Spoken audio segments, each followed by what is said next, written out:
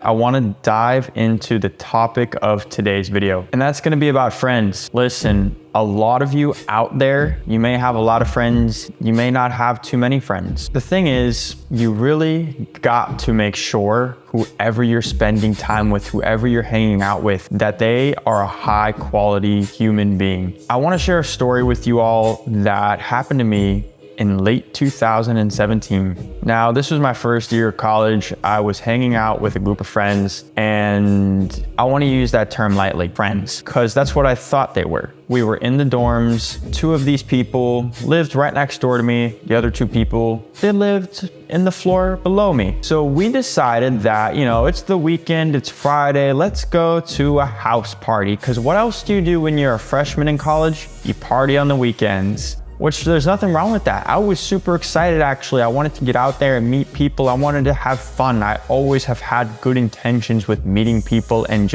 I think that's what it's all about. Just getting out there and just collaborating and being with other people. So long story short, my friends and I were walking to the next house party. We've already pre-gamed, we had a few drinks, we had a great time. Us being the guys that had pre-gamed, we had a few drinks already, decided it was a good idea to ice skate basically on the black ice. One of my first friends had done it first. He so swiftly skated across this ice and made it look effortless. That inspired me so much after a few shots of tequila that I decided I was gonna go ahead and give it a shot.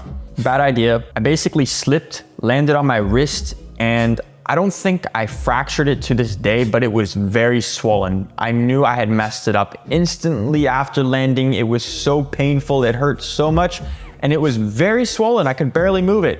So I had two choices to make that night. Was I gonna continue moving forward, living it up, go to the next party, or was I gonna go home?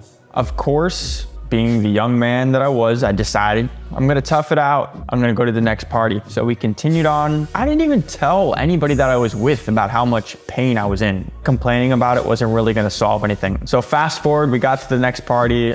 Wrist is just very swollen, couldn't move it. And the second we walk in the door, there's 5 of us. There's another group of people actually leaving the party. 5 of them. We're freshmen, they are seniors. Not only are they seniors, they are on the football team. So we're walking in, we're coming this way, they're coming this way. And the quarterback decided it was a really good idea to shoulder check me on purpose. Looks back at me after he literally intentionally rams his shoulder into me, just picking on me, and smiles at me. The guy was much bigger than me, but I have honor within myself and I demand respect from people. So I turned around, I told him to watch where he was going. We exchanged some words. One of his friends didn't like that, so he came and grabbed me, picked me up, held me in the air, and threw me to the ground, yelling in my face. It was a pretty uncomfortable experience. A, because these guys were a lot bigger than me, and B, my freaking wrist is messed up. There was no way I could have defended myself whatsoever. I was in a lot of pain, and even if I wanted to throw a swing, I couldn't. It was just really bad. And the only thought I had going through my head the entire time was, where are my friends? Nowhere to be found.